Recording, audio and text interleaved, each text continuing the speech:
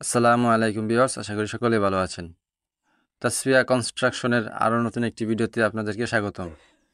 আজকে আপনাদের মাঝে যে বিষয়টি শেয়ার করব সেটা হচ্ছে ফুটিং বা বেজের মধ্যে পলিথিন কীভাবে দিবেন। ভিডিওটি স্কিপ না করে সম্পূর্ণ দেখুন। সম্পূর্ণ দেখলে কাজের প্রতি একটি ধারণা বা আইডিয়া পাবেন। আমরা অনেক জায়গায় দেখেছি বেজ বা ফুটিং ডালাইয়ের সময় শাটারিং না করে সরাসরি মাটির সাথে লাগিয়ে ডালাই দেওয়া হয়। এটা করা যাবে না। আপনারা যেটা করবেন, শাটারিং করে শাটারিংয়ের মধ্যে পলিথিন দিয়ে দিবেন। তারপর ডালাই শেষে শাটারিং খোলার পর ওই পলিথিনটা খুলে ফেলবেন। এখন প্রশ্ন আসতে পারে, কেন খুলে ফেলবো?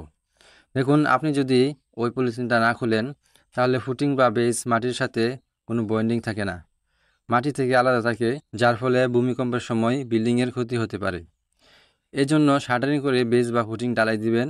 এতে কংক্রিটের ওয়েস্টেজ কম হবে এবং ঢালাই দেওয়ার পর পলিথিনগুলো খুলে ফেললে মাটি এবং ফুটিংয়ের সাথে একটি বন্ধন তৈরি হবে। এখন অনেক জায়গায় ফুটিংয়ে গাঁথনি করে ঢালাই দেওয়া হয়। যদি এটা করতে পারেন তাহলে আরও ভালো হয়। ভিডিওটি শেষ পর্যন্ত দেখার জন্য ধন্যবাদ।